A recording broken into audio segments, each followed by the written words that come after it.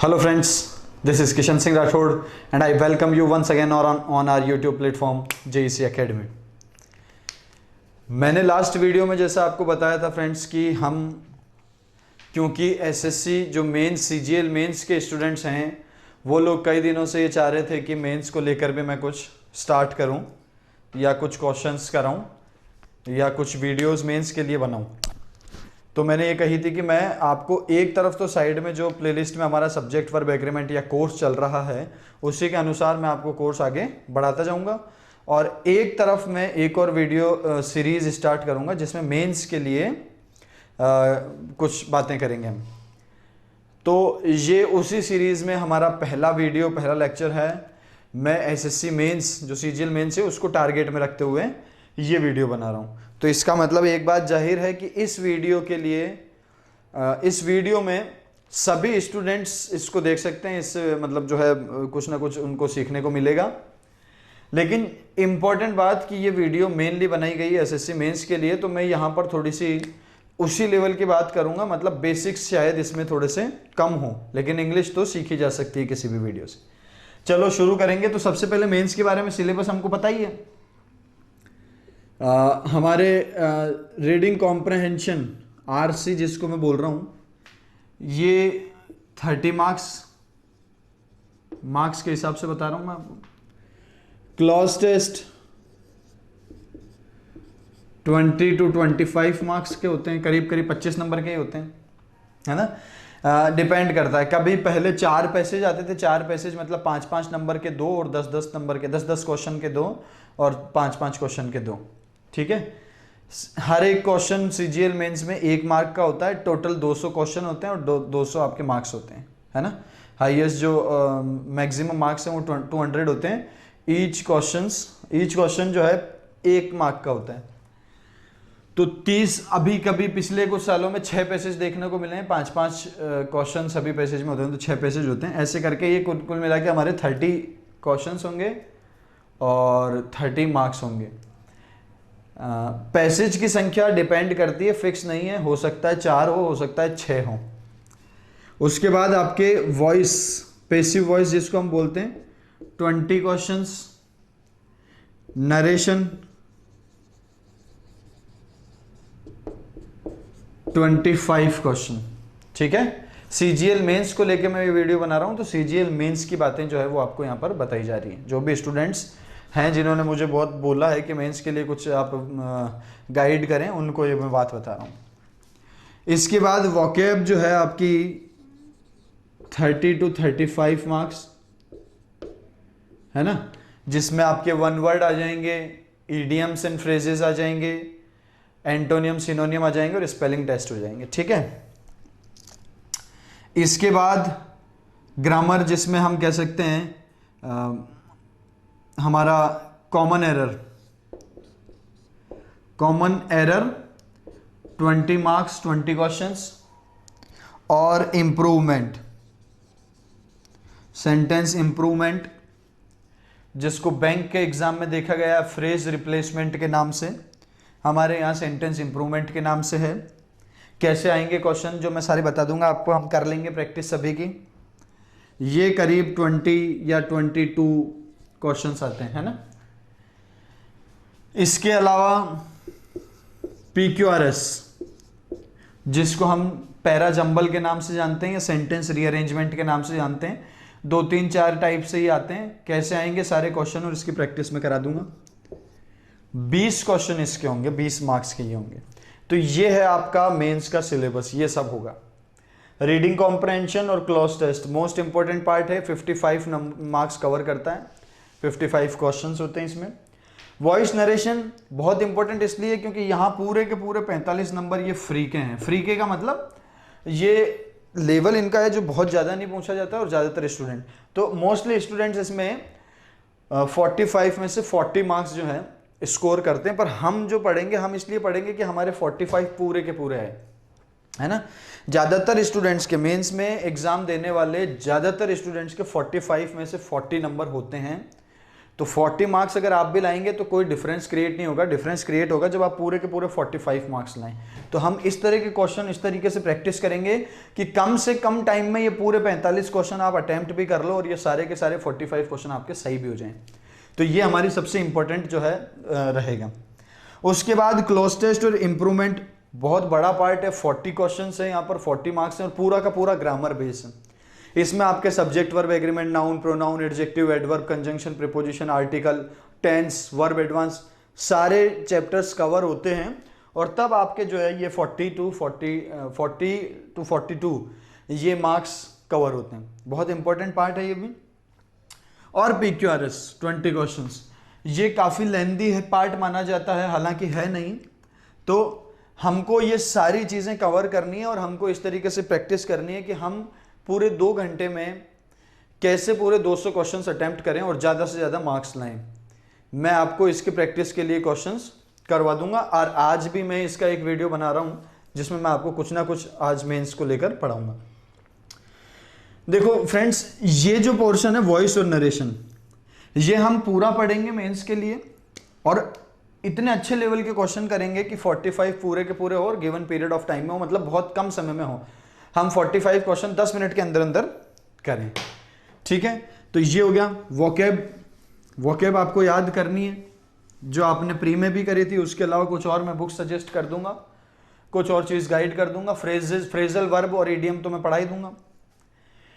इसके बाद आपका बचता है common reading comprehension, cloze test और PQRS में PQRS कैसे जल्दी जल्दी हमको करने हैं, कम समय करने हैं। मैं PQRS के बहुत सारे क्वेश्चन, बहुत सारे पैटर्न्स और किस तरीके से इनकी अप्रोच होनी चाहिए, ये सारी की सारी जो है मैं आपको वीडियोस प्रोवाइड करवा दूंगा और मैं इसमें बहुत सारी प्रैक्टिस आपको करवा दूंगा। जो सबसे इंपॉर्टेंट बात है वो है दोस्तों हमारी कॉमन एरर और इंप्रूवमेंट। क्या है? कॉमन एरर और इंप्रूवमेंट। करीब 40 क्वेश्चन और 40 मार्क्स का जो है आपका इसका वेटेज है। अब जैसा कि मैंने कहा ये पूरा ग्रामर पे डिपेंड करेगा, सारे के सारे टॉपिक आने चाहिए। तो अब अगर हम मेंस के लिए तैयारी कर रहे हैं तो मेंस का मतलब मैं ये समझ रहा हूं कि आपने एक बार तो पूरी ग्रामर पढ़ी हुई है, बेसिक छोटी मोटी ग्रामर तो पढ़ी हुई है, तभी आप मेंस में हैं। अब क्या होता है, कई बार हम जब सारे टॉपिक पढ़े हुए होते हैं तो भी हमसे कॉमन एरर और इंप्रूवमेंट नहीं बनते हैं, स्पेशली जब क्वेश्चन थोड़ा बड़ा लिख दिया जाए, है ना। जब क्वेश्चन 1 लाइनर हो, छोटा सा क्वेश्चन हो, तो उसमें गलती हम जरूर पता लगा लेते हैं, ठीक। और जब क्वेश्चन बहुत बड़ा होता है तो हमसे अगर एरर नहीं बनती है तो हम क्या है, सिर्फ आइडिया लगाने लग जाते हैं। स्टूडेंट्स में मैंने कई बार देखा है कि ऐसे हो जाएगा, ये हो जाएगा, बिना लॉजिक के फिर आइडियाज लगाने लग जाते हैं, कुछ भी सोचने लग जाते हैं। तो हमको सबसे इंपॉर्टेंट बात, क्योंकि हम एक बार पढ़ तो सारा चुके हैं, इसलिए जो कॉमन एरर मेंस में करने हैं हमको, उसमें सबसे इंपॉर्टेंट बात है अप्रोच। यानी कि किसी बड़े क्वेश्चन में जिसमें हमको गलती पता तो है, यानी कि हमको आता तो है लेकिन हमसे बन नहीं रहा है, इसमें सबसे इंपॉर्टेंट रोल प्ले करेगा आपके कॉमन एरर को करने की अप्रोच। अप्रोच कैसे, कोई बड़ा क्वेश्चन हो तो उसको किस तरीके से देखा जाए। इसलिए मैं इस अप्रोच को सुधारने के लिए आपको कॉमन एरर और इंप्रूवमेंट के क्वेश्चन कराऊंगा। आज मैं आपको कॉमन एरर के 10 क्वेश्चन कराने वाला हूं।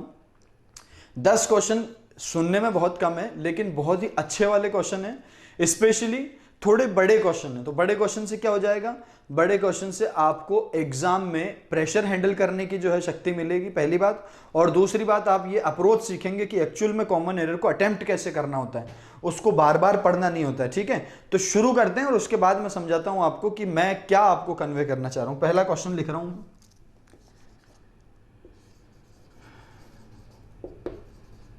glow in the dark items.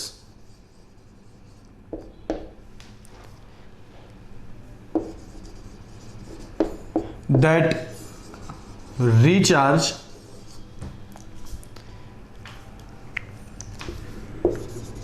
to full brightness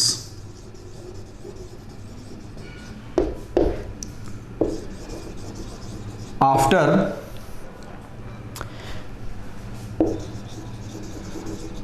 brief exposure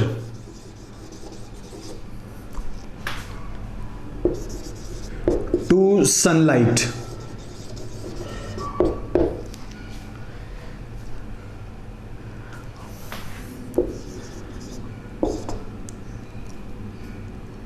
और fluorescent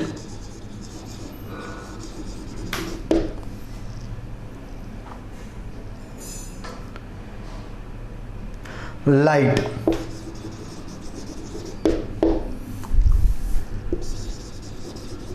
only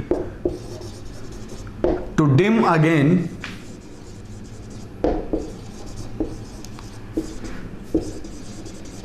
over a couple of hours.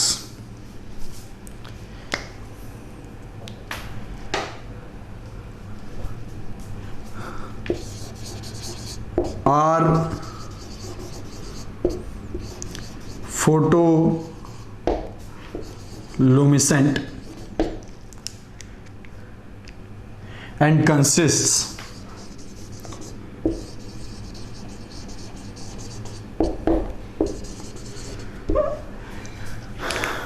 no radiation.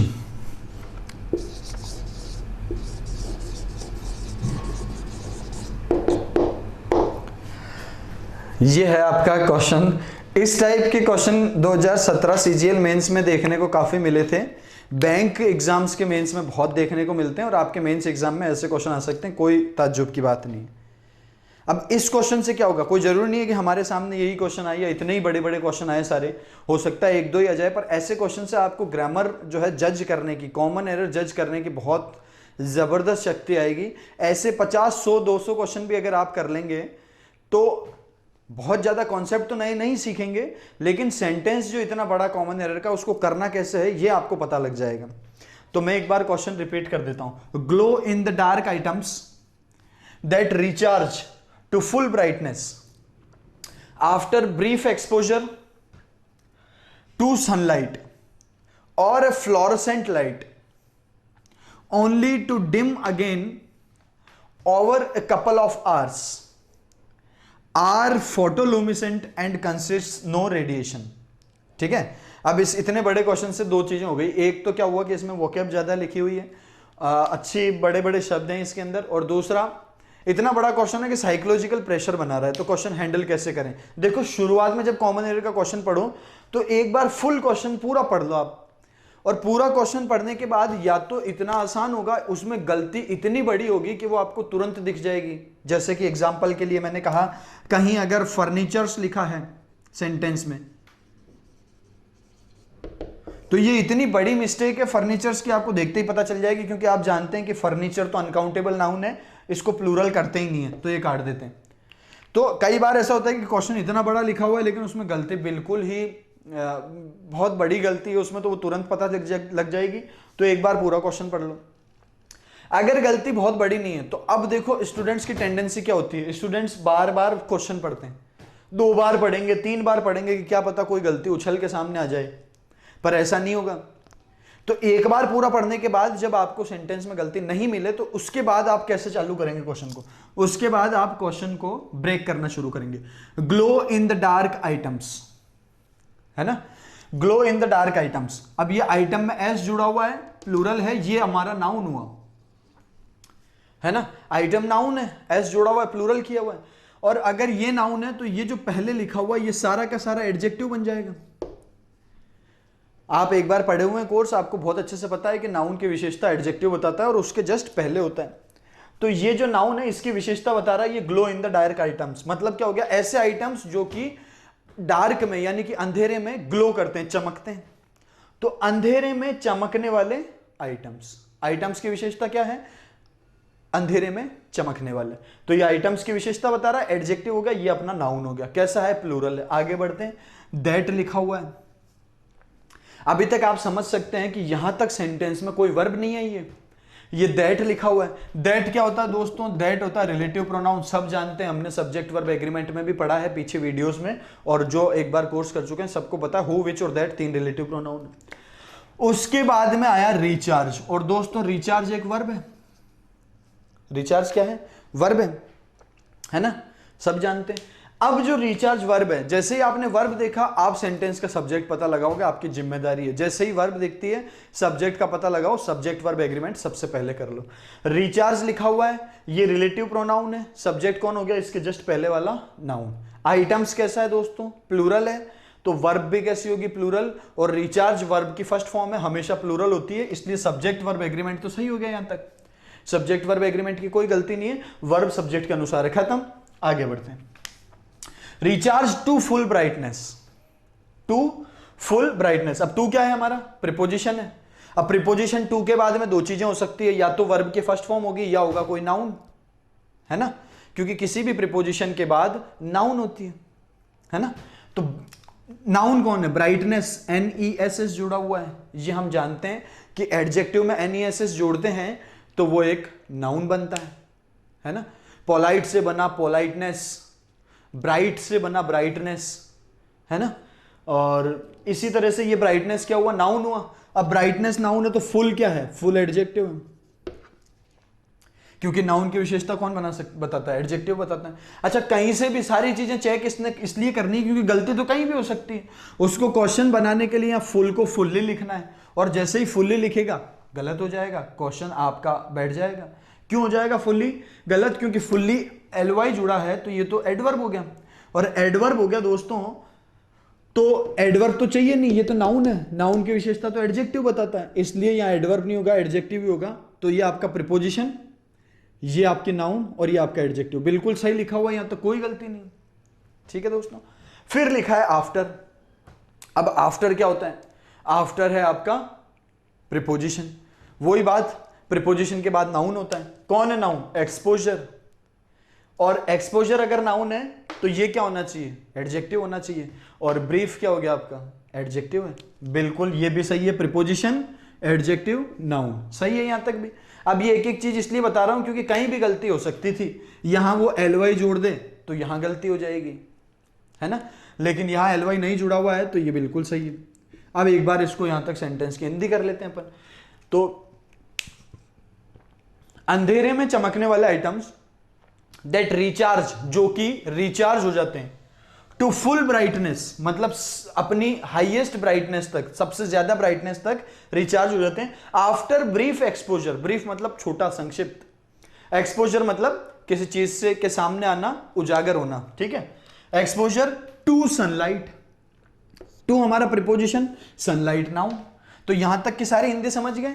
ऐसे glow in the dark item, यानी कि अंधेरे में चमकने वाले आइटम जो कि फुल्ली रिचार्ज हो जाते हैं सूरज की रोशनी में थोड़े से समय में आने के बाद, आफ्टर ब्रीफ एक्सपोजर। ठीक, यहां तक सब सही है, सेंटेंस में कोई गलत नहीं है, तो यहां तक का पार्ट में कोई एरर नहीं है, हम चेक कर चुके हैं। अब आगे बढ़ेंगे। और अ फ्लोरोसेंट लाइट, या तो वो चार्ज हो जाते हैं सनलाइट से या फिर फ्लोरोसेंट लाइट से।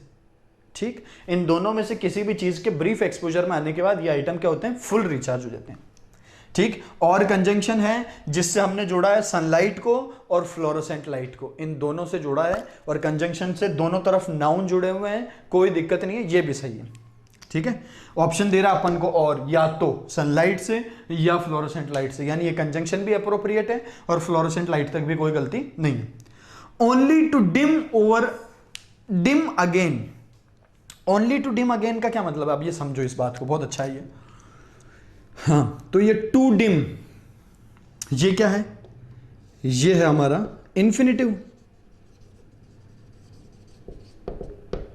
इन्फिनिटिव, इन्फिनिटिव क्या होता है, टू प्लस वर्ब की फर्स्ट फॉर्म। थोड़ी देर पहले मैंने आपको एक बात बताई थी कि टू के बाद दो चीजें हो सकती है, या तो वर्ब की फर्स्ट फॉर्म होगी और या फिर होगा कोई नाउन।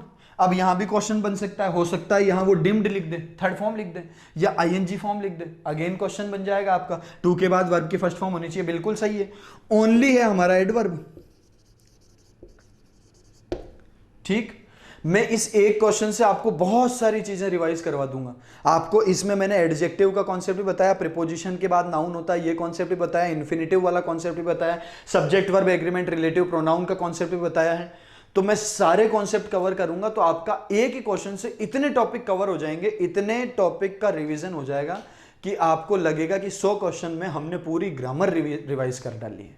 ठीक है, इसलिए बहुत ही ध्यान से ये वीडियो देख लो और ज्यादा से ज्यादा लोगों को शेयर कर देना, सब्सक्राइब कर लेना इसको, ठीक है। तो ओनली होता है एडवर्ब। अब ओनली एडवर्ब के बारे में हम ये जानते हैं कि ओनली एक ऐसा एडवर्ब है जो सारे शब्दों को क्वालिफाई करने की क्षमता रखता है, यानी कि ओनली एडजेक्टिव को, एडवर्ब को, पूरे सेंटेंस को, यहां तक कि नाउन और प्रोनाउन को भी क्वालिफाई कर देता है। मैंने आपको जो ऑफलाइन स्टूडेंट्स पढ़ते हैं उनको भी बता दिया है, और अब जो मैं बता रहा हूं उसको ध्यान से आप लिख लें, जिनको नहीं पता है नोट्स में लिख लें कि ओनली और इवन ये दो ऐसे एडवर्ब हैं जो किसी नाउन या प्रोनाउन की विशेषता भी बता सकते हैं। जबकि आपने ये बात जरूर सुनी होगी कि एडवर्ब एडजेक्टिव की, एडवर्ब की, वर्ब की, कंजंक्शन की, प्रीपोजिशन की, इसकी विशेषता बताता है, नाउन और प्रोनाउन के नहीं बताता है। एक्सेप्शन कौन है? ओनली और इवन।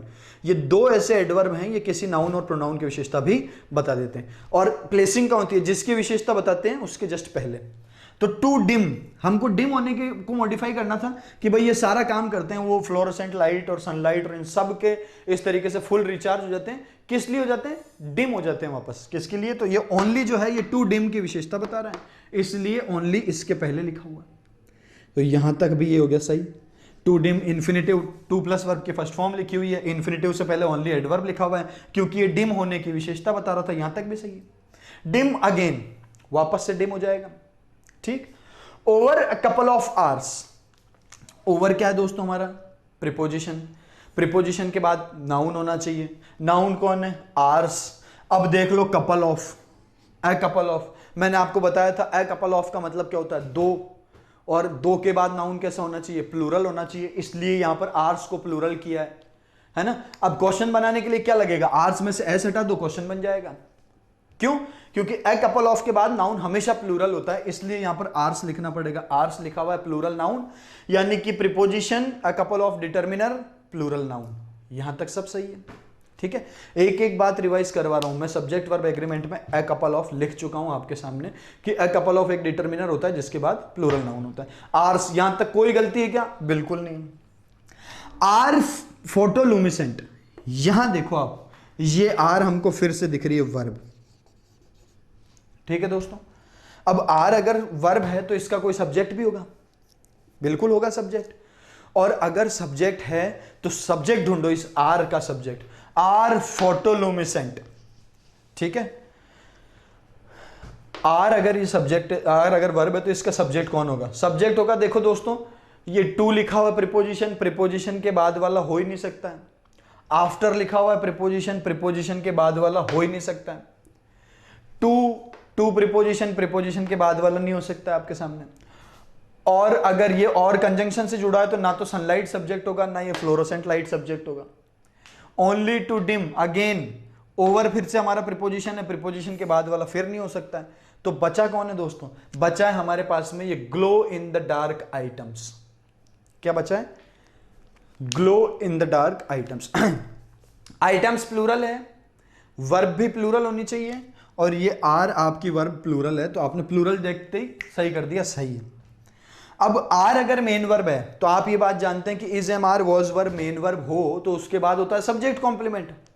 और सब्जेक्ट कॉम्प्लीमेंट का काम कौन करता है? सब्जेक्ट कॉम्प्लीमेंट का काम करता है एक एडजेक्टिव।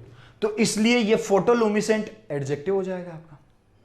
बिल्कुल, फोटोलुमिसेंट एक एडजेक्टिव है, और एडजेक्टिव है तो आपका काम हो गया, सब्जेक्ट कॉम्प्लीमेंट का काम कर रहा है, सही है, ठीक।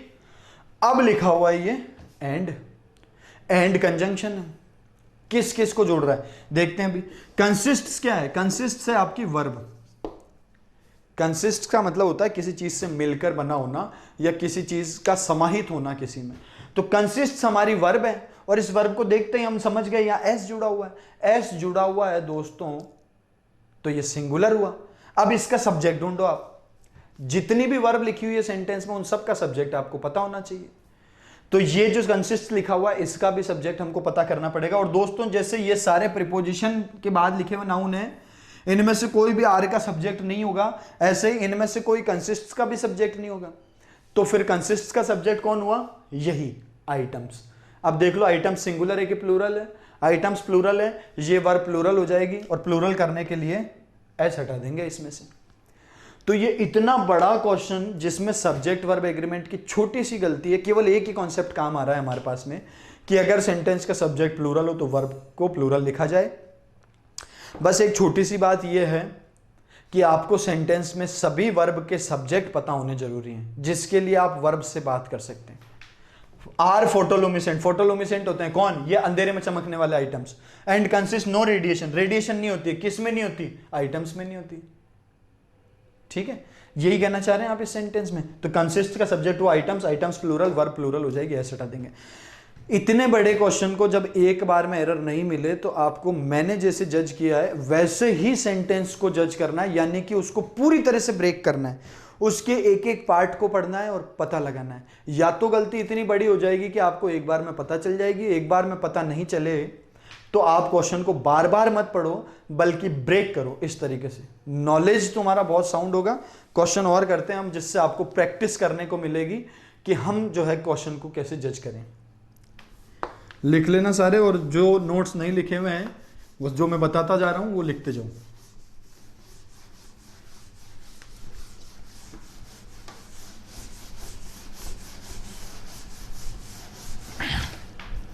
Next question,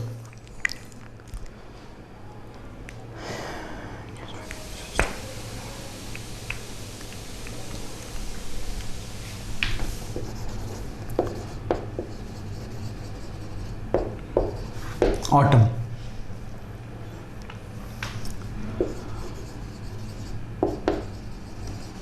Also known as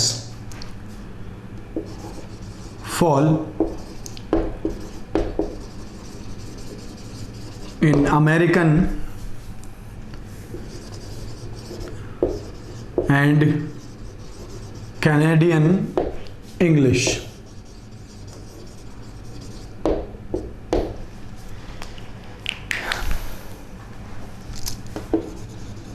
Has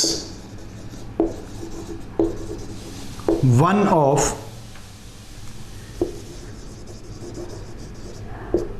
the temperate seasons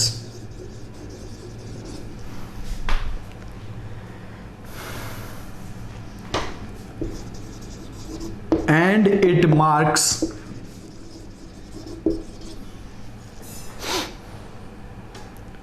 the transition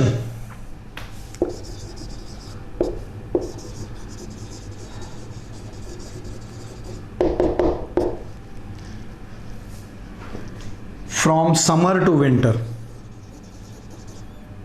बहुत अच्छा क्वेश्चन है और बहुत जानकारी देगा ये आपको। क्वेश्चन देखने में भले ही बड़ा है लेकिन आप कर सकते हैं ऐसे क्वेश्चन को अगर आपकी अप्रोच सही है तो। चलो शुरू करते हैं क्वेश्चन को। सबसे पहले पढ़ा हमने ऑटम। ऑटम दोस्तों एक नाउन है और एक ऋतु है, मौसम है, सीजन है। तो ऑटम का मतलब होता है शरद ऋतु, ठीक है। पतझड़ भी बोलते हैं इसको, ठीक है।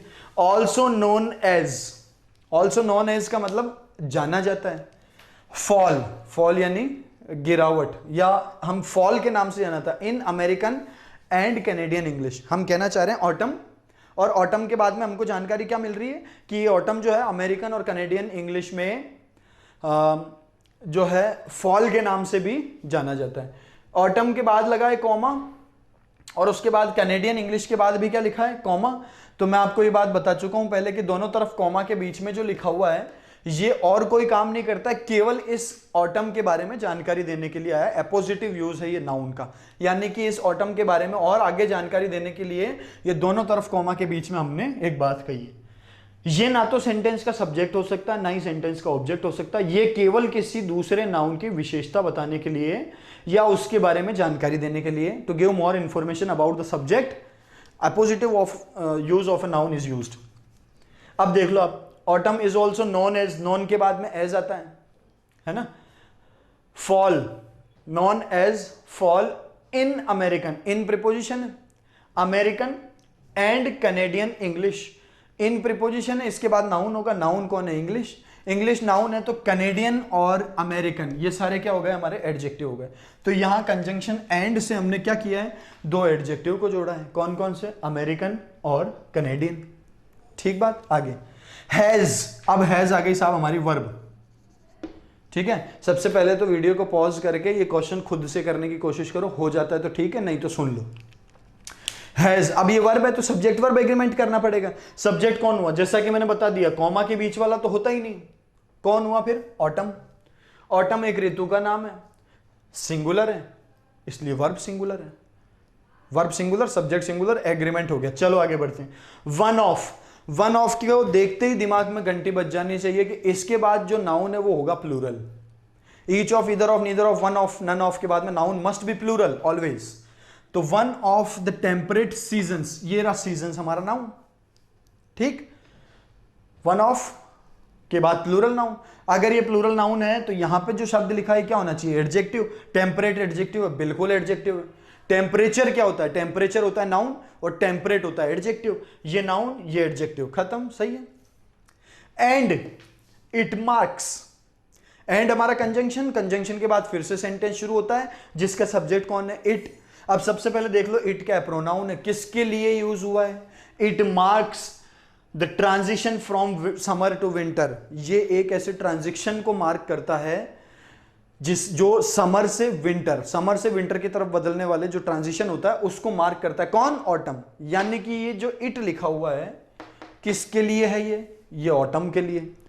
ऑटम क्या होता है, ऑटम एक ऋतु का नाम है तो न्यूटर जेंडर हुआ है ना, और सिंगुलर भी है। तो न्यूटर जेंडर सिंगुलर के लिए प्रोनाउन कौन सा यूज होता है, इट होता है, इसलिए हमने यहां पर इट लगाया। बिल्कुल सही है, प्रोनाउन लगाना आना चाहिए आपको।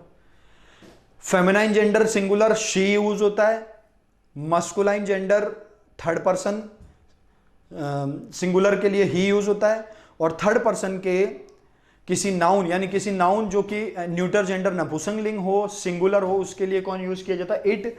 और सारे प्लूरल के लिए कौन यूज किया जाता है, दे। फर्स्ट और सेकंड पर्सन कौन होता है, आई, वी और यू। तो ये इट हुआ है ऑटम के लिए, इट सिंगुलर है। इट सिंगुलर है तो इसके बाद जो ये वर्ब आई है ये भी सिंगुलर होगी, और सिंगुलर कर रखा है देखो हमने, मार्क के बाद मैच जोड़ के, मार्क्स।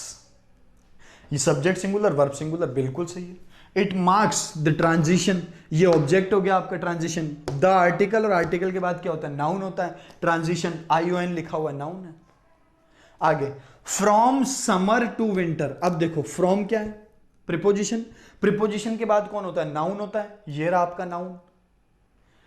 फ्रॉम का पेयर वर्ड कौन होता है, फ्रॉम का पेयर वर्ड होता है टू। ये भी आपको पता है, कंजंक्शन में पढ़ा है। बिटवीन का होता है एंड, फ्रॉम का होता है टू। तो फ्रॉम का पेयर वर्ड हो गया टू। टू प्रीपोजिशन, प्रीपोजिशन के बाद कौन आता है, नाउन आता है। ये भी सही है ग्रामेटिकली। फ्रॉम प्रीपोजिशन के बाद नाउन, टू प्रीपोजिशन के बाद नाउन, और फ्रॉम टू क्या हो गया, पेयर वर्ड। यानी कि सारी की सारी ग्रामर सही है सेंटेंस की अभी तक जो हमने चेक की। अब अभी भी हमको कोई गलती नहीं मिली, तो हम क्या करें, नो एरर की तरफ बढ़ जाएं। पर दोस्तों नो एरर की तरफ बढ़ने से पहले एक बार लास्ट में एक और काम कर लेना।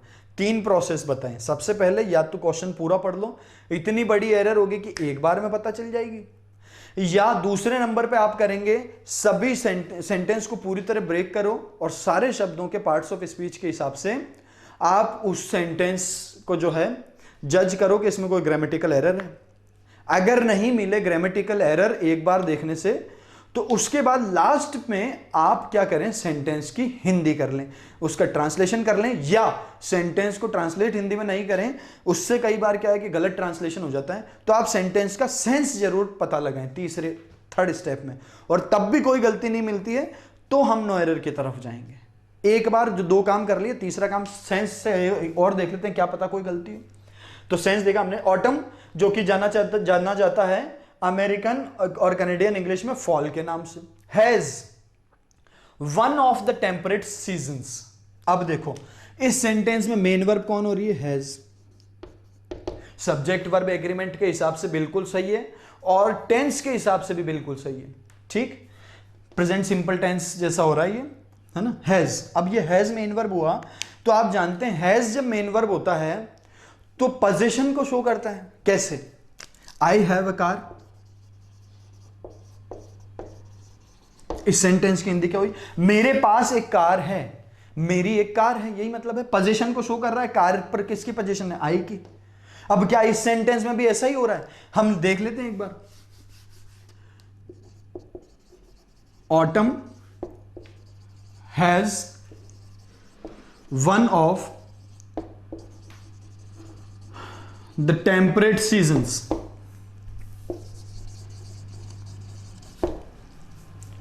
पोजीशन बन रहा है क्या यहां पर? दिमाग लगाओ, सेंस देखो सेंटेंस का। अगर पोजीशन बन रहा है तब तो ठीक है, नहीं तो क्वेश्चन गलत है। ये हैज नहीं आएगा यहां पे। Autumn has one of the temperate seasons, यानी कि ऑटम का अधिकार है किसी टेम्परेट सीजन, किसी ऋतु पर, या ऑटम खुद ही एक ऋतु है?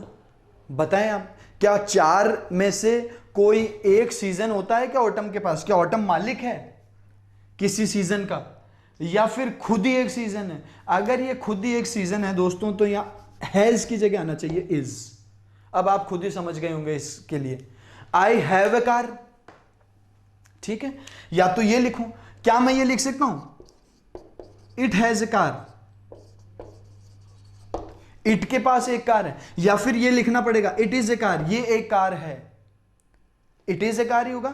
ऐसा ही, क्या ऑटम के पास कोई सीजन है, या ऑटम खुद ही सीजन है? अगर ऑटम के पास कोई सीजन है, यानी ऑटम के खुद की कैटेगरीज हैं सीजन्स की, यानी ऑटम एक ऐसा सीजन हो जिसके पास में कोई कैटेगरीज हो, जिसकी खुद की कोई कैटेगरीज हो सीजन्स की, तब तो हैज आना चाहिए। और अगर हम ये कहना चाहें कि ऑटम खुद ही एक सीजन है, तो इज आएगा।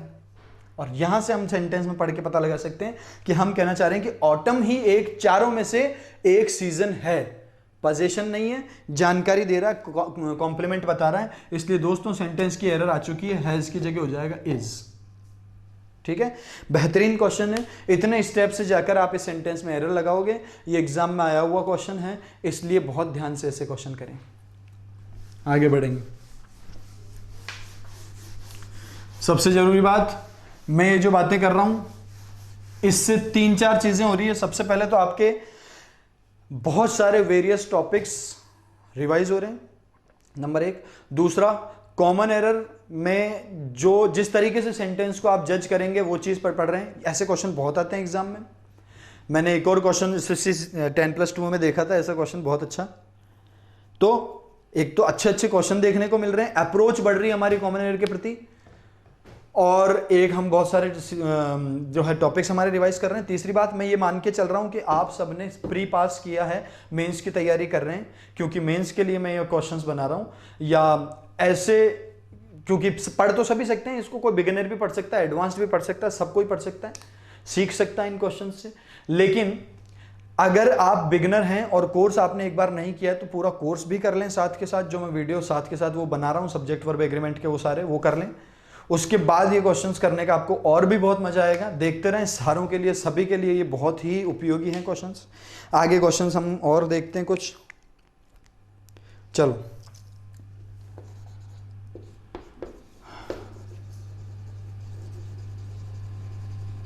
The functioning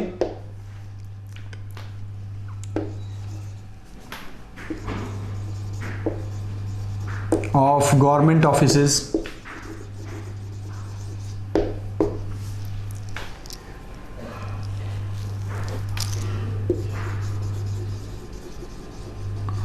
business centers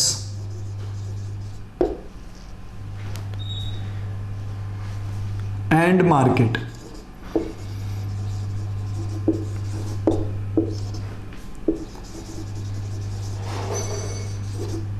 remained dismal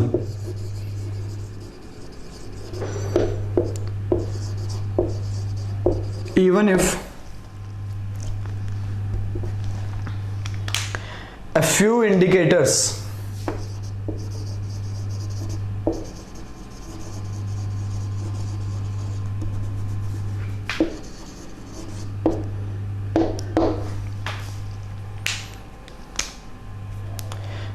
indicators showed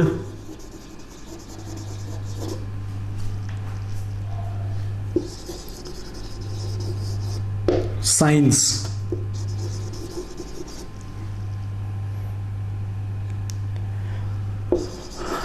of normal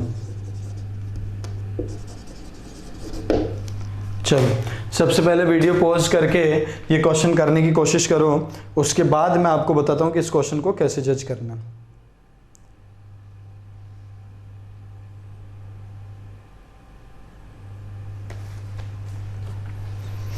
चलो शुरू करते हैं। The functioning of government offices, business centres and market remained dismal even if a few indicators showed signs of normal।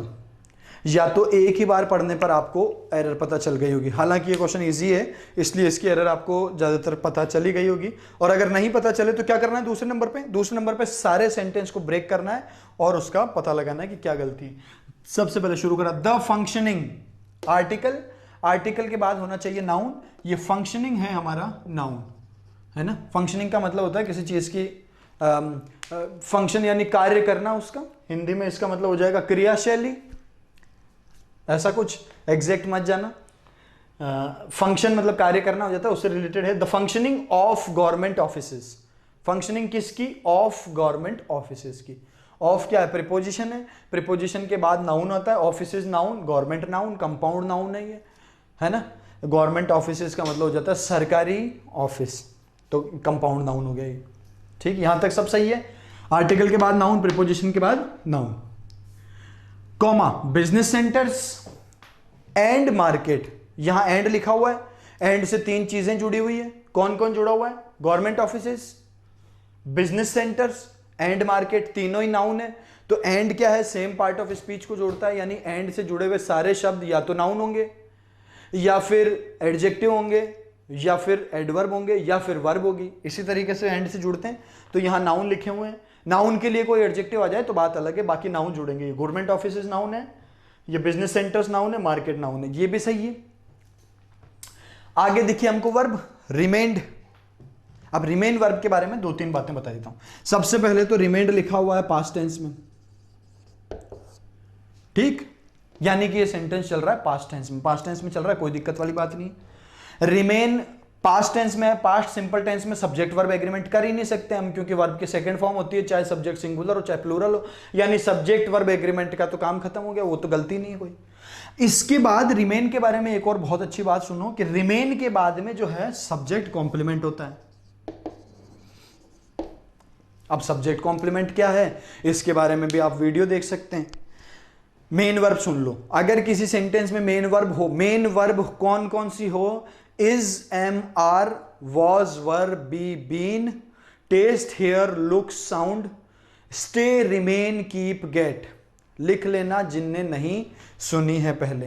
कौन है, is, am, are, was, were, be, been, taste, hear, look, sound, appear, seem, stay, remain, keep और get. अगर ये सब main verb हो, इनमें से कोई भी मेन वर्ब हो सेंटेंस में, तो उसके बाद जो है सब्जेक्ट कॉम्प्लीमेंट होता है, यानी कि इनके बाद जो है प्रेडिकेटिव यूज होता है एडजेक्टिव का, क्योंकि सब्जेक्ट कॉम्प्लीमेंट होता है। तो सब्जेक्ट कॉम्प्लीमेंट तो दो ही हो सकते हैं। कौन हो सकता है, या तो होगा नाउन जानकारी दे रहा है तो, या होगा एडजेक्टिव विशेषता बता रहा है तो, है ना, विशेषता बता रहा है तो एडजेक्टिव होगा, यानी कि रिमेन के बाद एडजेक्टिव होता है। डिसमल लिखा हुआ है दोस्तों, डिसमल एक एडजेक्टिव ही तो है, क्योंकि डिसमल का मतलब होता है निराशाजनक, ठीक है, डिसअपॉइंटिंग, तो ये निराशाजनक है तो एडजेक्टिव। आप देखो विशेषता भी बता रहा है कि जो फंक्शनिंग है गवर्नमेंट हाउस की वो कैसी है, कैसी रही है, वो कैसी बची है, वो निराशाजनक है। तो ये निराशाजनक विशेषता बता रहा है फंक्शनिंग की, जो गवर्नमेंट हाउस की फंक्शनिंग कैसी है, निराशाजनक है। और फंक्शनिंग की विशेषता एडजेक्टिव बता रहा है, यानी कि यहां एडजेक्टिव लिखा हुआ है तो ये भी क्या है, बिल्कुल सही है। आगे बढ़ते हैं। इवन इफ, इवन इफ हमारा कंजंक्शन है। कंजंक्शन कैसा है, even if, even though, although, ये सारे के सारे कॉन्ट्रास्ट को शो करते हैं, विरोधाभास को दर्शाते हैं। तो यानी कि जो इवन इफ के बाद में जो सेंटेंस लिखा है ये विरोधाभास को यानी कि कॉन्ट्रास्ट को शो करेगा। देख लेते हैं कर रहा है कि नहीं कर रहा है। Even if, a few indicators, a few सुना ही आपने, फ्यू, ए फ्यू और द फ्यू, इनके बाद प्लूरल नाउन का यूज किया जाता है। ये रहा प्लूरल नाउन इंडिकेटर्स, यानी कि ए फ्यू डिटर्मिनर के बाद प्लूरल नाउन लिखा हुआ, ये भी सही है ना। आपने सुने little, a little, the little, इनके बाद तो अनकाउंटेबल नाउन होता है, few, a few, the few, इनके बाद प्लूरल काउंटेबल नाउन होता है। तो ये आपके प्लूरल काउंटेबल नाउन लिखा हुआ इंडिकेटर्स बिल्कुल सही है। आगे है शोड। शोड कौन सा टेंस है? पास्ट टेंस है। देखो पहले भी पास्ट टेंस है, यहां भी पास्ट टेंस है, बराबर है, कोई गलती नहीं है। शोड पास्ट सिंपल टेंस है, सब्जेक्ट वर्ब एग्रीमेंट की भी गलती नहीं है। दूसरी बात, कंजंक्शन लिखा हुआ है, कंजंक्शन के बाद वर्ब भी होनी चाहिए, यानी कंजंक्शन के पहले एक सेंटेंस लिखा हुआ है तो ये वर्ब, दूसरा सेंटेंस लिखा हुआ है तो दूसरी वर्ब, ये शोड, बिल्कुल सही है। Showed what? साइंस। तो ये हो गया आपका ऑब्जेक्ट, किसका? शॉर्ट का। साइंस किसके? साइंस का मतलब साइंस का मतलब उसके examples, short science of normal. Sign जो है उसने किसके दिखाए? नॉर्मल के। अब यहां पर देखो आप, प्रीपोजिशन लिखा हुआ ऑफ। ऑफ क्या दोस्तों? प्रीपोजिशन है। कितनी देर से अपन एक बात कर रहे हैं, देखो उसकी एरर भी आ गई हमारे सामने। प्रीपोजिशन के बाद होता है नाउन, प्रीपोजिशन के बाद होता है नाउन। इतनी देर से मैं आपको बात बता रहा हूं, इसलिए सेंटेंस को ब्रेक करना चाहिए, क्योंकि कोई भी हो सकता है। इतनी देर से अपन चेक कर रहे थे कि प्रीपोजिशन के बाद नाउन है या नहीं, हमको मिल रहा था इसलिए सही मान रहे थे।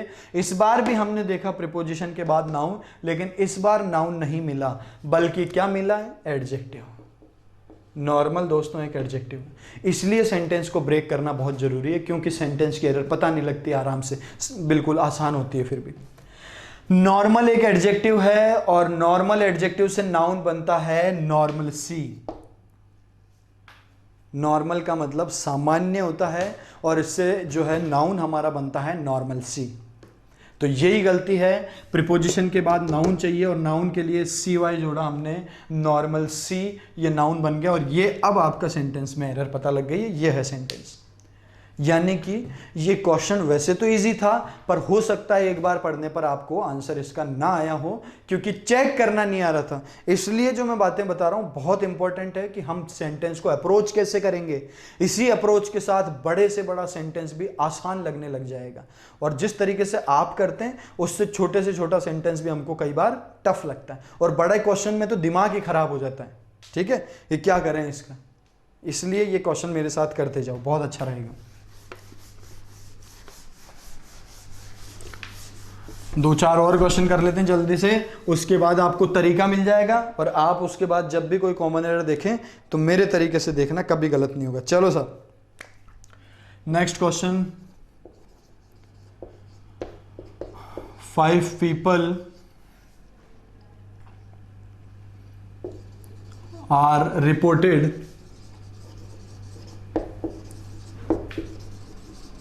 to have injured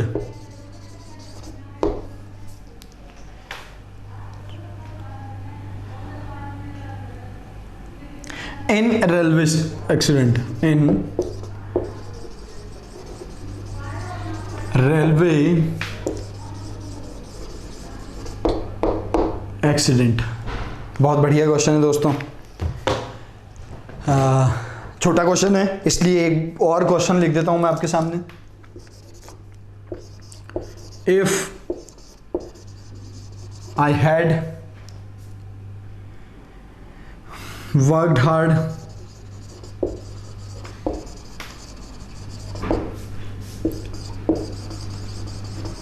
I would not have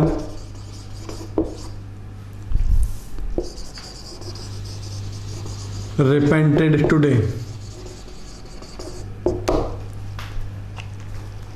चलो, if I had worked hard I would not have repented today.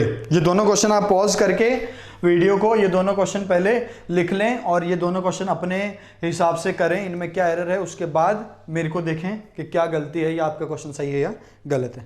चलो, पहला क्वेश्चन मैं ट्राई कर रहा हूं। 5 people are reported to have injured in railway accident. बढ़िया क्वेश्चन है, अच्छे अच्छे कॉन्सेप्ट हैं, वर्ब एडवांस तक के, और बहुत ही बढ़िया पैसिव वॉइस का सेंटेंस लिखा हुआ है। क्या गलती है, या तो आपको एक ही बार में पता चल गई होगी और एक बार में पता नहीं चले तो ब्रेक करना है सेंटेंस। आओ शुरू करते हैं। 5 people, 5 कार्डिनल है आपका, 1 2 3 4 गिनती, 1 के बाद होता है सिंगुलर नाउन, 2 3 4 5 10 100 इनके बाद होते हैं प्लूरल नाउन। तो पीपल लिखा हुआ है, नाउन प्लूरल है, हम पढ़ चुके हैं और हमको पता है कि पीपल हमेशा प्लूरल नाउन होता है। ठीक है, एस और यस नहीं जोड़ने की जरूरत है। 5 पीपल, सही है। प्लूरल है तो वर्ब कैसी होनी चाहिए? प्लूरल होनी चाहिए, बिल्कुल प्लूरल है वर्ब, है ना। सब्जेक्ट वर्ब एग्रीमेंट हमारा सही हो गया, ये सब्जेक्ट है प्लूरल, ये वर्ब है प्लूरल, खत्म। आर रिपोर्टेड, अब यहां एक बात देखें, are is am are was verb के बाद में क्या होता है? वर्ब के फर्स्ट फॉर्म प्लस आईएनजी होता है, लेकिन यहां जो है वर्ब की फर्स्ट फॉर्म प्लस आईएनजी नहीं लिखा हुआ है, बल्कि वर्ब की थर्ड फॉर्म लिखी हुई है। अगर is am are was verb be been के बाद में is am are was verb के बाद में वर्ब की थर्ड फॉर्म लिखी आ जाए, इसका मतलब दो बातें हुई, या तो सेंटेंस पेसिव वॉइस में है या फिर वो पास्ट पार्टिसिपल एडजेक्टिव है। जो वर्ब की थर्ड फॉर्म है वो वर्ब की थर्ड फॉर्म मेन वर्ब नहीं है बल्कि पास्ट पार्टिसिपल है, या तो पेसिव वॉइस है या पास्ट पार्टिसिपल है। यहां विशेषता नहीं बता रहा है, इसलिए यहां हम ये समझ सकते हैं कि आर प्लस वर्ब की थर्ड फॉर्म पेसिव वॉइस है। अब दोस्तों सबसे इंपॉर्टेंट बात कि किसी भी सेंटेंस को पेसिव वॉइस क्यों लिखा जाता है और कब लिखा जाता है, तो बहुत जरूरी बात सुन लो। एक किसी भी सेंटेंस को हम पेसिव वॉइस तब लिखते हैं जब सेंटेंस में ऑब्जेक्ट सब्जेक्ट से ज्यादा इंपॉर्टेंट होता है ना। ऑब्जेक्ट को एम्फेसाइज करने के लिए हम उसको सब्जेक्ट बना देते हैं और इसी को कहा जाता है पेसिव वॉइस। कब लिखते हैं? जब सेंटेंस का सब्जेक्ट एक्शन नहीं कर रहा हो। तो अब सेंटेंस पढ़ लो। 5 people are reported to have injured in a railway accident. Sentence कहना चाह रहा है एक रेलवे एक्सीडेंट में 5 व्यक्तियों के घायल होने की रिपोर्ट मिली है। तो अब सेंटेंस का सब्जेक्ट और वर्ब देखो, वर्ब तो है आर रिपोर्टेड और सब्जेक्ट है 5 पीपल। क्या रिपोर्ट करने का काम यानी कि सूचना देने का काम ये 5 पीपल कर रहे हैं या कोई और कर रहा है? भैया ये 5 पीपल तो इंजर्ड हो चुके हैं यानी कि घायल हो गए, और इनके घायल होने की जो सूचना है वो तो कोई और व्यक्ति दे रहा है, और वो व्यक्ति सेंटेंस में लिखा हुआ ही नहीं है। कोई और पर्सन होगा जो रिपोर्ट करेगा इस बात को कि रेलवे एक्सीडेंट में 5 पीपल जो है इंजर्ड हो गए। तो यहां से हम क्लियर कह सकते हैं कि इस वर्ब का जो सब्जेक्ट है वो एक्शन नहीं कर रहा है, और जब सब्जेक्ट एक्शन नहीं करता है तो वर्ब कैसी लिखी जाती है? पेसिव। यानी कि इसको देख के हम ये कह सकते हैं कि पेसिव बिल्कुल जायज है, सही है। आर के बाद वर्ब की थर्ड फॉर्म, समझ लीजिए इस बात को, बहुत जरूरी। सब्जेक्ट देखिए, वर्ब देखिए और पता लगाइए कि इस काम को ये सब्जेक्ट कर रहा है या नहीं कर रहा है। नहीं कर रहा है तो पेसिव वॉइस, और कर रहा है तो एक्टिव वॉइस है। 5 लोग तो इंजर्ड हुए हैं, रिपोर्ट देने का काम ये नहीं कर रहे हैं, इसका मतलब passive voice, are plus verb की थर्ड फॉर्म, खत्म। आगे बढ़ते हैं। To have injured. अब टू हैव इंजर्ड के बारे में भी बताऊंगा, बहुत अच्छा कॉन्सेप्ट है।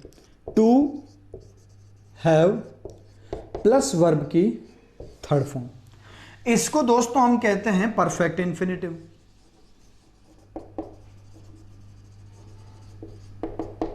देखो दो तरह की बातें, इस वीडियो को देखने वाले जो स्टूडेंट्स हैं उसमें 2 कैटेगरी है।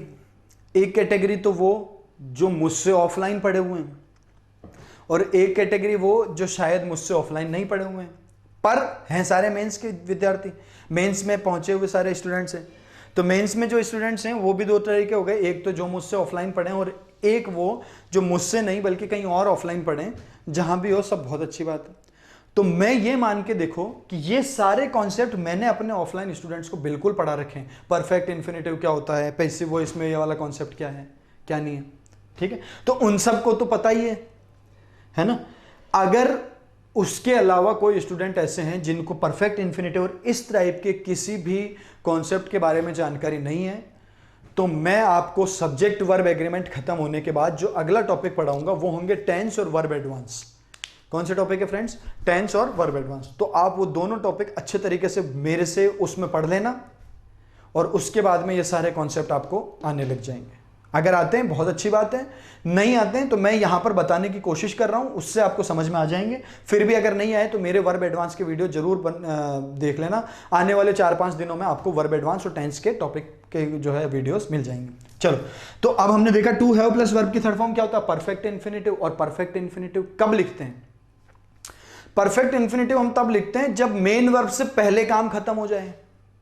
अब देखो, पहले रिपोर्ट मिली है या पहले वो घायल हुए हैं? डेफिनेटली 5 लोग पहले घायल हुए होंगे, और घायल हुए होंगे तब उसकी सूचना जाके आगे दी होगी। तो यानी कि यहां से हम कह सकते हैं कि रिपोर्ट का काम तो बाद में हुआ है, घायल होने का काम पहले हुआ है। तो जब भी मेन वर्ब से पहले काम खत्म होगा तो परफेक्ट इन्फिनेटिव लिखेंगे, ना कि फुल इन्फिनेटिव लिखेंगे। Perfect infinitive to have plus verb की थर्ड फॉर्म।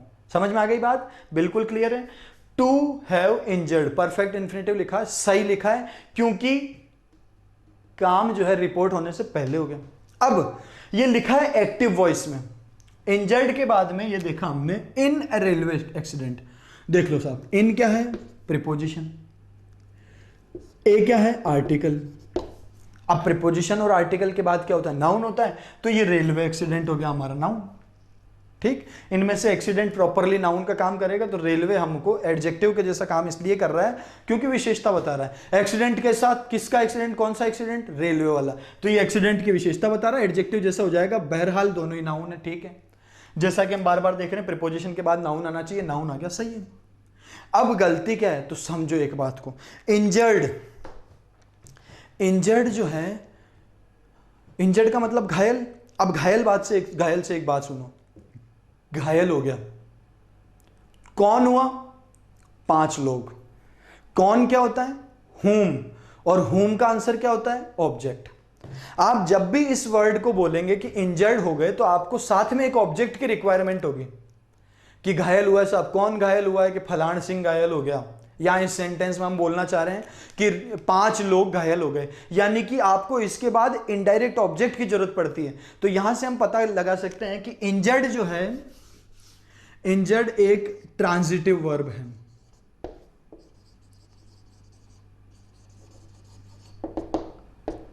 इंजर्ड कैसी वर्ब है साहब? इंजर्ड ट्रांजिटिव वर्ब है। ट्रांजिटिव वर्ब मतलब ऐसी वर्ब जिसके बाद ऑब्जेक्ट होना ही होना है, लेकिन इस सेंटेंस में इंजर्ड के बाद ऑब्जेक्ट ही नहीं दिया हुआ है। बहुत इंपॉर्टेंट बात है ये, इसके बाद ऑब्जेक्ट नहीं है। कैसे नहीं है ऑब्जेक्ट? ये देख लो, इन क्या होता है? प्रीपोजिशन। प्रीपोजिशन के बाद वाला तो ऑब्जेक्ट और सब्जेक्ट होता ही नहीं है, यानी कि इस सेंटेंस में इंजर्ड का ऑब्जेक्ट नहीं दिया हुआ है। अब इंजर्ड का अगर ऑब्जेक्ट नहीं है तो ये गलत है। इसका मतलब ये सेंटेंस एक्टिव वॉइस में लिखा ही नहीं जा सकता है अब, क्योंकि इंजर्ड के बाद एक्टिव वॉइस लिखने के लिए इंजर्ड का ऑब्जेक्ट होना चाहिए। ऑब्जेक्ट नहीं हुआ, इसका सीधा सा मतलब है ऑब्जेक्ट को तो आपने बना दिया सब्जेक्ट, और जैसे ही ऑब्जेक्ट सब्जेक्ट बनेगा वर्ब पैसिव वॉइस में हो जाएगी। यहां से हमको समझ में आ रहा है कि ये इंजर्ड लिखा जाना चाहिए था पैसिव। और इसको परफेक्ट इंफिनिटिव को पैसिव कैसे लिखते हैं? एक्टिव तो होता है टू हैव प्लस वर्ब की थर्ड फॉर्म, और पैसिव होता है to have been plus verb की थर्ड फॉर्म। ऐसे करके ये सेंटेंस सही हो जाएगा, टू हैव बीन इंजर्ड, और ये सेंटेंस परफेक्ट इंफिनिटिव के पैसिव में जा रहा है। देखो, बहुत सारे कॉन्सेप्ट हैं जो कि आपने पहले पढ़े होंगे, और अगर नहीं पढ़े तो जैसा कि मैंने बताया मेरे वीडियोस में देख लेना, या फिर यहां से मैं आपको समझाने की कोशिश कर रहा हूं, उससे समझ में आ जाएगा। छोटी सी बात है, परफेक्ट इंफिनिटिव का कॉन्सेप्ट है और पैसिव का कॉन्सेप्ट है। क्या है परफेक्ट इंफिनिटिव का कॉन्सेप्ट? अगर इंफिनिटिव का काम मेन वर्ब से पहले हो जाए, बिल्कुल पहले हो रहा है, रिपोर्ट होने से पहले इंजर्ड हो जाए। पैसिव वॉइस का क्या कॉन्सेप्ट है? अगर ऑब्जेक्ट काम नहीं करे, बल्कि अगर सेंटेंस का जो सब्जेक्ट है वो काम नहीं करता हो, तो पैसिव वॉइस, यानी कि ऑब्जेक्ट क्या बन जाता हो? सब्जेक्ट बन जाता हो, पैसिव। अच्छा, यहां पे एक बात समझ में आ रही है हमको, ये जो पीपल है ना, ये क्या है? ये इंजर्ड है। घायल कौन है? पीपल है। तो यहां से एक बात हम समझ सकते हैं कि ये जो इंजर्ड है, ये विशेषता बता रहा है किनकी? इन 5 लोगों की स्थिति के बारे में बता रहा है। स्थिति के बारे में बता रहा है, तो ये एडजेक्टिव हो जाएगा। ये एडजेक्टिव हो जाएगा तो टू हैव बीन, टू के बाद है और हैव के बाद ये आपकी वर्ब की third form. Is, am, are, was, were, be, been के बाद में क्या होता है? एडजेक्टिव होता है। तो ये इंजर्ड आपका पास्ट पार्टिसिपल एडजेक्टिव का काम भी कर सकता है, यहाँ है ना। बहुत सारे अच्छे अच्छे कॉन्सेप्ट हैं। अगर आपको कुछ भी किसी में दिक्कत हो तो मेरे को कमेंट सेक्शन में लिख जरूर देना, क्योंकि अच्छी अच्छी चीज़ें बता रहा हूँ। हो सकता है आपने पहले ना पढ़ी हो, जबकि मैं ये मान के पढ़ा रहा हूँ कि आपने शायद प्री पास किया है तो पढ़ी होगी, और उस हिसाब से मैं जज करना सिखा रहा हूँ आपको। ठीक है, चलो नेक्स्ट क्वेश्चन देखेंगे।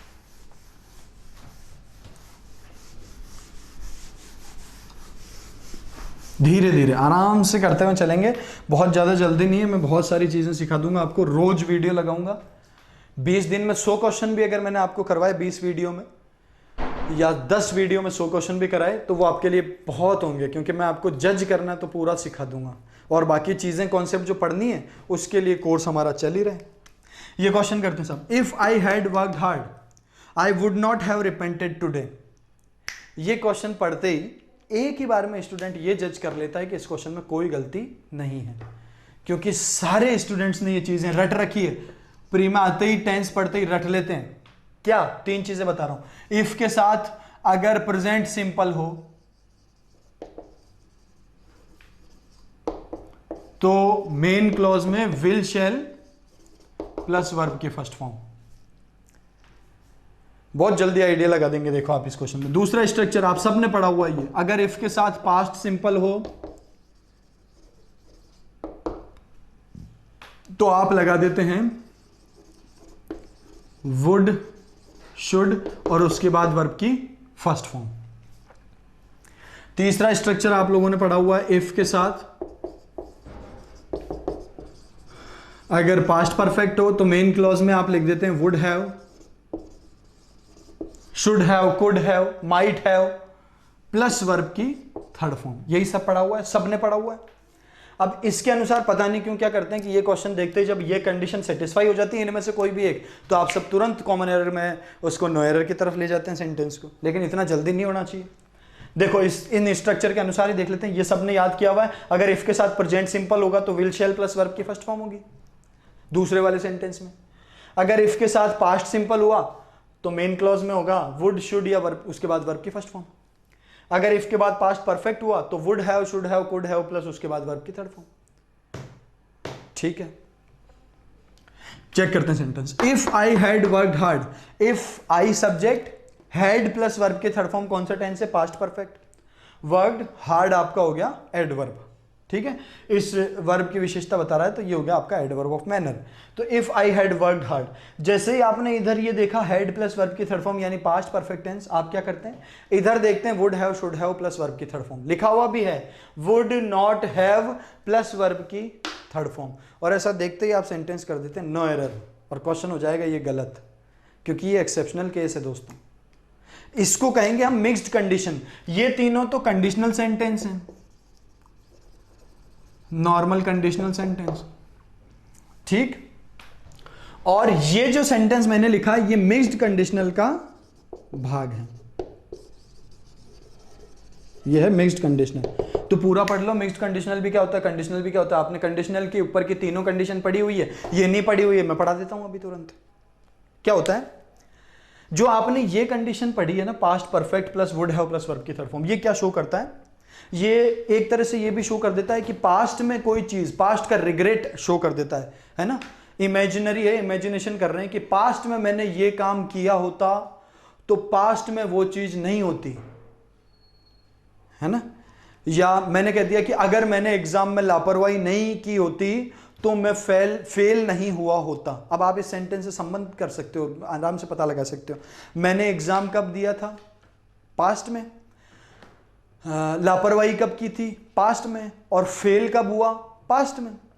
यानी कि यहां पर जो है कंडीशन दोनों पास्ट की है। पास्ट में ही तो आप रिग्रेट कर रहे हो और रिजल्ट भी पास्ट का ही है ना। लेकिन इस सेंटेंस में गलती, रिग्रेट तो पास्ट का है लेकिन रिजल्ट आज का है। कैसे? If I had worked hard, अगर मैंने पास्ट में हार्ड वर्क किया होता तो मैं आज पछतावा नहीं करता। रिपेंट का मतलब होता है पछतावा, ठीक। तो रिपेंट टुडे, टुडे लिखा हुआ है, टुडे का मतलब आज। सेंटेंस कहना चाहता है कि अगर पास्ट में मैंने मेहनत की होती तो मैं आज नहीं पछता रहा होता। यानी कि मिक्स्ड हो गई, गलती कब की है? पास्ट की, परिणाम कब का है? प्रेजेंट का। तो ये मिक्स्ड हो गया सेंटेंस। अब देखो दोनों में अंतर समझ लो आप। इसको मैं और इलेबोरेट कर देता हूं। ऊपर वाले दोनों सेंटेंस मैंने मिटा दिए, मिक्स्ड कंडीशनल की बात कर रहा हूं सीधा। ये जो सेंटेंस लिखा है इफ के साथ पास्ट परफेक्ट और वुड हैव प्लस वर्ब की थर्ड फॉर्म, इसका मतलब क्या होता है? इसका मतलब होता है पास्ट में ऐसी गलती के लिए आप पछता रहे हो जिसके लिए पास्ट में आपको भुगतना पड़ा था, ठीक है। इमेजिनरी सेंटेंस कि पास्ट में अगर मैंने तुम्हें देखा होता तो मैं तुम्हारी मदद करता। अब मैंने देखा कब है? पास्ट में। तो मैं मदद भी कब करूंगा? पास्ट में। यहां पे एक्शन और जो उसका रिजल्ट है वो दोनों पास्ट में हुआ है। अगर ऐसा होता है, दोनों चीजें पास्ट में हैं, तब ये आपका स्ट्रक्चर ऐसा होता है, इफ के साथ पास्ट परफेक्ट और मेन क्लोज में would have, should have, could have plus verb की थर्ड फॉर्म। लेकिन अगर काम तो पास्ट का है और पश्चाताप आज कर रहे हो आप, तो ये मिक्स्ड कंडीशनल होता है। क्या होता है दोस्तों? Mixed conditional. लिख लेना सब, किसी ने नहीं लिखा हुआ ये। और मिक्स्ड कंडीशनल का स्ट्रक्चर देखो, इफ के साथ पास्ट परफेक्ट और मेन क्लॉज में वुड प्लस वर्ब की फर्स्ट फॉर्म, ना कि वुड हैव प्लस वर्ब की थर्ड फॉर्म। देखो वर्ड हार्ड कब की सोच रहा है, ये पास्ट की, अगर पास्ट में मेहनत की होती, पछताता कब नहीं, आज, यानी काम तो पास्ट का है, रिजल्ट प्रेजेंट का है, मिक्स्ड कंडीशनल, और मिक्स्ड कंडीशनल में क्या हो जाएगा, पास्ट परफेक्ट के साथ वुड प्लस वर्ब की फर्स्ट फॉर्म, यानी कि यहां पर नॉट हैव कट जाएगा और रिपेंटेड की जगह वर्ब की फर्स्ट फॉर्म आ जाएगी रिपेंट, और ऐसे करके ये सेंटेंस हो जाएगा सही। नया कॉन्सेप्ट है आपके लिए, बहुत अच्छे तरीके से इन सब क्वेश्चन को पढ़ो। मैं विश्वास दिला रहा हूं आपको, बहुत सारी एरर, और सारी एरर जज करना अप्रोच उसकी मैं आपको बहुत अच्छी बता दूंगा। जुड़े रहो मेरे साथ। दूसरी बात, कभी डिसअपॉइंट या कभी निराश मत हो, और जो भी है बड़े से बड़े क्वेश्चन कैसे भी हो आप आराम से निकाल लेंगे। मैं जरूर आपको ये बात कह देता हूं कि अगर मैं 10 क्वेश्चन बताऊंगा तो मैं कम से कम 5 टॉपिक की आपको रिवाइज करवा दूंगा चीजें। इसलिए इन वीडियोस को बहुत ध्यान से देखें और इनको सबको शेयर करें और हमारा चैनल सब्सक्राइब करें। जिनको कॉन्सेप्ट्स नहीं पढ़े हुए वो कोर्स को बराबर देखते रहें। आपका मेंस क्या, कोई भी एग्जाम आराम से निकलेगा। Thank you.